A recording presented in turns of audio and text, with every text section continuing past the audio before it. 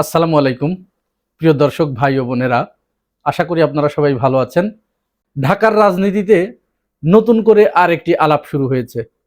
আলাপটা হচ্ছে ঢাকা ৮ আসনের যিনি বিজয়ী এমপি মির্জা আব্বাস উদ্দিন আহমেদ, আমাদের সকলের শ্রদ্ধাভাজন ব্যক্তিত্ব, এবং তিনি পরবর্তীতে প্রধানমন্ত্রীর রাজনৈতিক উপদেষ্টা হয়েছেন।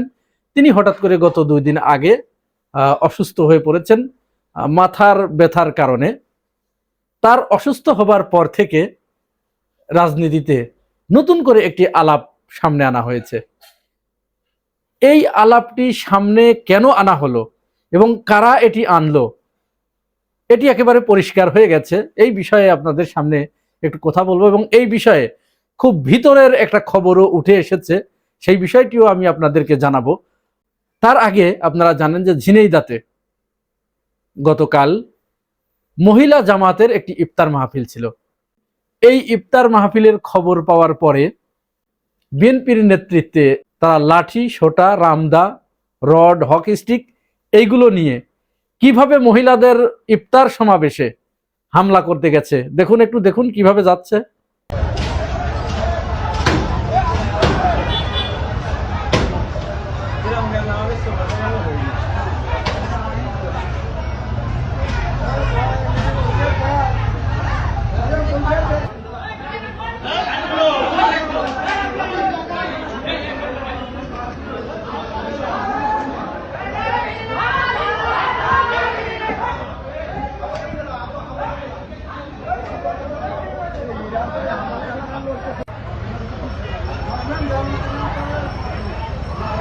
এখন এই যে তারা হামলা করতে গেল, এই রাইটটা তাদেরকে দিয়েছে। এই কাজ তো বিগত সময়ে আওয়ামী লীগ করেছে, যেখানে জামাত ইসলাম দুইজন একত্রিত হয়ে কথা বলেছে সেখানেই তারা গিয়ে হামলা করেছে।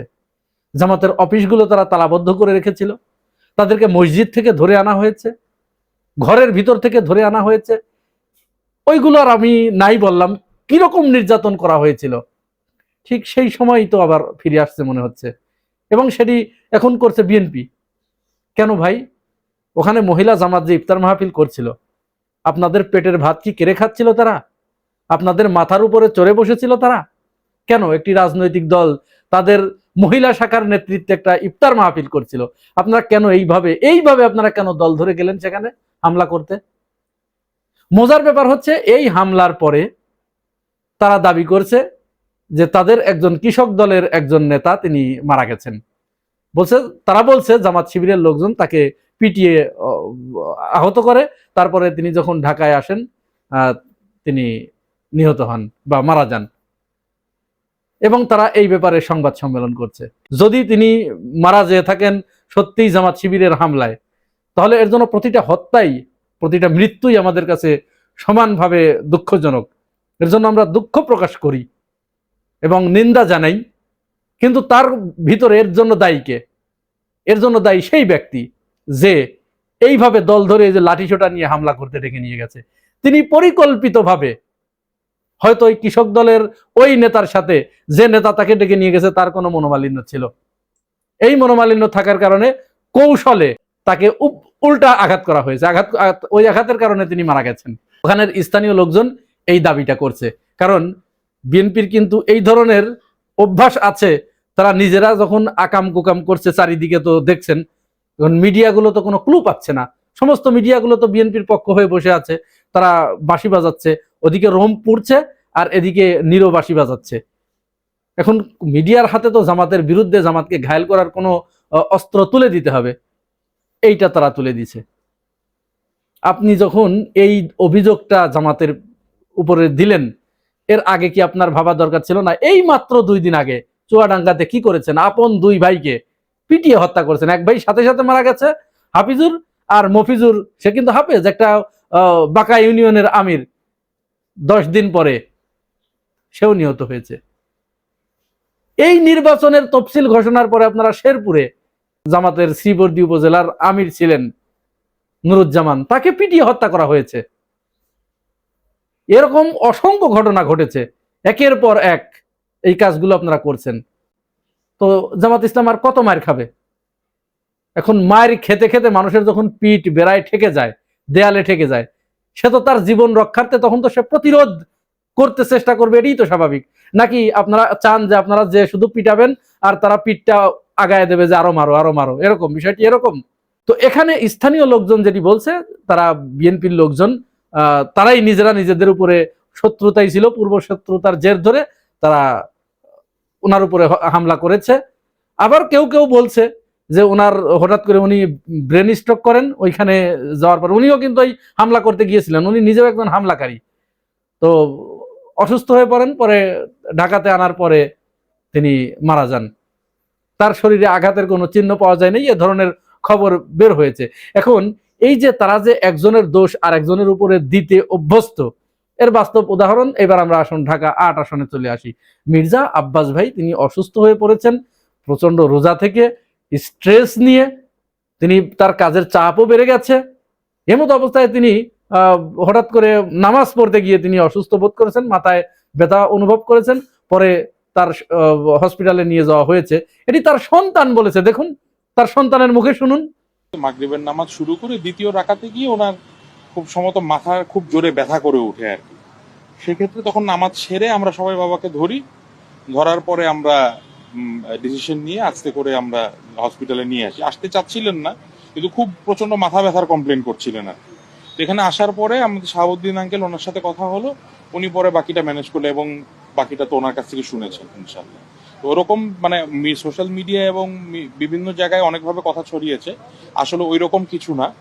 বাট যেহেতু বয়স হয়েছে বাবার এবং কাজের চাপটাও একটু বেশি ছিল, সাথে সাথে রোজা রেখে একটু স্ট্রেসের মধ্যে পড়ে গেছিল আর কি। তো আলহামদুলিল্লাহ আমি মনে করি বাবা অনেকটা ভালো আছেন এখন আপনাদের দোয়ায়। আর সোশ্যাল মিডিয়ায় আমাদের এক শ্রেণীর তথাকথিত উড়নচণ্ডী, এইগুলো হচ্ছে মূল কালপ্রিট। এই কালপ্রিট গুলো কি প্রচার করছে? নাসিরউদ্দিন পাটোয়ারির ক্রমাগত হ্যারাসমেন্টের কারণে, ক্রমাগত ইপটিজিং এর কারণে মির্জা আব্বাস তিনি আজ মৃত্যু সজ্জায় শায়িত। এই ব্যক্তিগুলো, এই যারা এই কথাগুলো কমজোর, কম বুদ্ধিমান, যাদের বুদ্ধি কোমরের নিচে, এরা কি এটা বুঝতে পারে যে তারা আব্বাস ভাইকে নিচে নামাচ্ছে? এটা বলার কারণে আমার তো মনে হয় আব্বাস ভাই সুস্থ হয়ে ফিরে আসলে এদের এক এক করে জুতা দিয়ে পেটাবে, যে আমি কি এত ছোট রাজনীতিবিদ যে ওই নাসিরউদ্দিন পাটোয়ারির মতো একটা ছোট্ট বালকের হ্যারাসমেন্টে আমি অসুস্থ হয়ে পড়েছি। পিটাবে, ওদের জুতা দিয়ে পেটাবে। তোদের এই কথাগুলো কে বলতে বলেছে? আব্বাস ভাইকে তো নিচে নামানো হচ্ছে।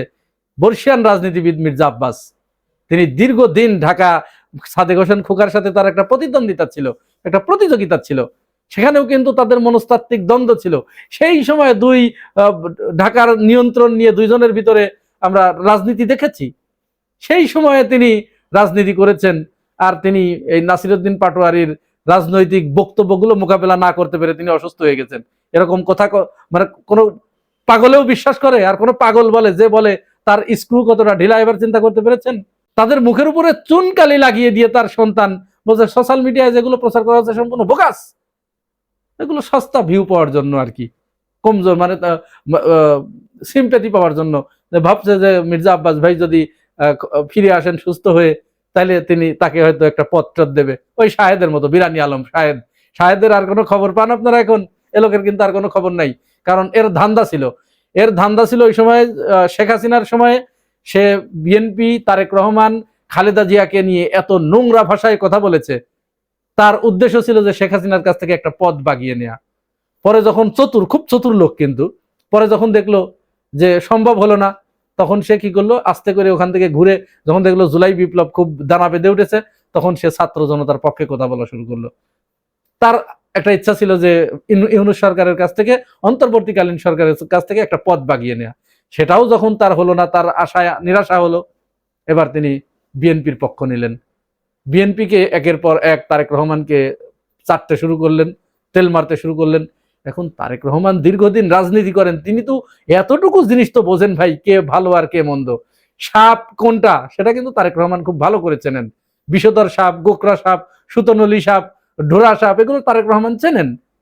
তারেক রহমান তাকে জাহেদুর রহমানকে কাছে টেনে নিয়েছেন, কিন্তু ওকে লাথি দিয়ে দূরে সরিয়ে দিয়েছে, যে এ ধরনের মুনাফেক, এই ধরনের চকলখোর, এর দরকার নাই। এই লোকটাকে আমি যদি কাছে নেই, পদে নেই, ও দুদিন পরে আবার আমাকে ফস করে সবল মারবে। দিয়েছে লাথি মেরে তাড়িয়ে, কোনো খবর, তাকে কোনো পদে দেয় নেই। এই পদে না দেওয়ার পরে সেই লোকটা তো আপনারা জানেন যে এখন ধুকে ধুকে হয়তো আপনারা দেখছেন, তার আর সোশ্যাল মিডিয়ায় দেখছেন নাই, উদাও হয়ে গেছে। হয়তো নিভৃতে গোপনে শান পাথরে মাথা ঠুকছে আর কাঁদছে যে হায় হায় আমার কেউ দেখলো না, আমার কেউ চোখে দেখে না। যাই হোক, এরা এই কোয়ালিটির লোক আর কি, যারা নাসিরউদ্দিন পাটোয়ারির উপরে দোষ চাপানোর চেষ্টা করছে। তারা ভাবছে যে মির্জা আব্বাস ভাইয়ের কাছ থেকে তিনি একটা পদ ভাগিয়ে নেবেন। এটি সম্ভব নয়। মির্জা আব্বাস ভাই ফিরে আসলে তাদেরকে জুতা পেটা করবে। এখন রাজনৈতিক বিশ্লেষক যারা, তারা নতুন করে আরেকটা দাবি করছে, অনেকেই যেটি বলছে যে হয়তো তার সন্তানের কথাই সত্য, তিনি কাজের চাপ বেড়ে গেছে, স্ট্রেস বেড়ে গেছে, তারপরে রোজা, এর বয়সও হয়ে গেছে, যার কারণে মাথায় হঠাৎ প্রবলেম হয়ে গেছে। এখন রাজনৈতিক বিশ্লেষকরা এর সাথে আরেকটা জিনিস যেটা অ্যাড করার চেষ্টা করছে, বলার চেষ্টা করছে, সেটা হচ্ছে যে তিনি তো ঢাকা ৮ আসন থেকে যেহেতু বিজয়ী হয়েছেন এবং তার তো একটা ন্যূনতম, তিনি যেহেতু যে মানের সিনিয়র পার্সন, তার তো একটা ভালো মন্ত্রণালয় তিনি আশা করেন, এটা তার প্রাপ্য। কিন্তু তাকে সেটি দেয়া হয় নাই, মূল মন্ত্রণালয়ে তাকে দেয়া হয় নাই। যদিও প্রধানমন্ত্রী তাকে খুশি করেছে যে তাকে মন্ত্রীর মর্যাদা দিয়ে তার রাজনৈতিক উপদেষ্টা বানিয়েছেন, কিন্তু রাজনৈতিক উপদেষ্টা এবং একজন মন্ত্রী এর ভিতরে তো আপাত দৃষ্টিতে দেখলেও আমরা বুঝি না এটা কোনটার গুরুত্ব বেশি। এটাও হয়তো তার একটা এই স্ট্রেসের একটা কারণ হতে পারে, তার একটা চিন্তার কারণ হতে পারে।